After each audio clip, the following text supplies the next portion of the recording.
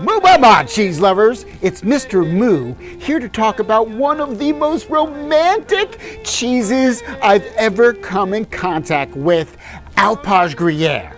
Now, the reason why Alpage Gruyère is so special is because of two words: pastoral transhumanence. What happens is that the cheesemaker takes his herd of cows up the mountain, all the way up to places like that. And that's where they make the cheese. Because between mid-May and mid-October, the snow on the Alps begins to melt. And what that does is free up some of the most amazing flowers and grass cows have ever seen. Imagine you being on the top of a mountain. How do you feel?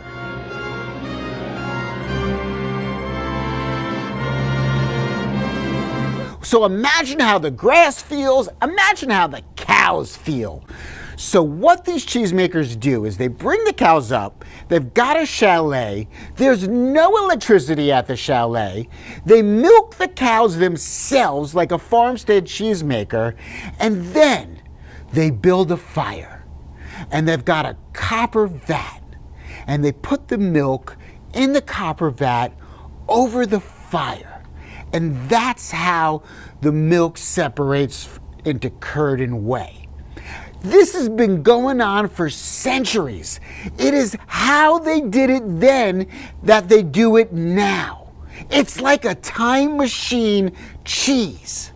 And what they do is that when the curd is ready, they take the curd out and they use linen cloth, so traditional, and it's just an absolute joy to see. Now let's eat some. I begin to squish it up, to warm it up, you know. And already I could tell that the paste on this is a little bit drier than normal Gruyère.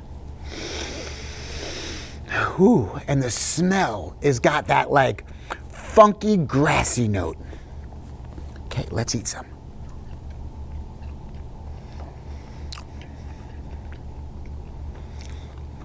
Okay.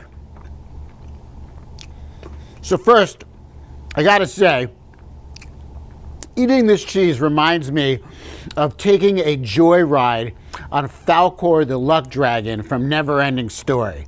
I'm like, Falcor, fly higher to the top of the mountain, fly like the wind. I get umami, I get barnyard, I get animal, I get a little like soil, a little dirt, a little grass. It's a bit brothy. It's bold, really bold. This cheese truly is remarkable. Simply because it's just tradition at its finest. Speaking of tradition, one of the coolest parts about Alpage Gruyère is that at the end of the season, there's a thing called des Alpes, where there's a gigantic parade where the cheesemakers and their herd come back down the mountain. And they dress up the cows in the most beautiful headdresses and gigantic bells, and they're wearing their adorable traditional outfits, and thousands of people come to this town to witness the des Alpes. It is truly, truly one of the most romantic, endearing cheese and cheese stories I've ever seen. With that, Moo Mama!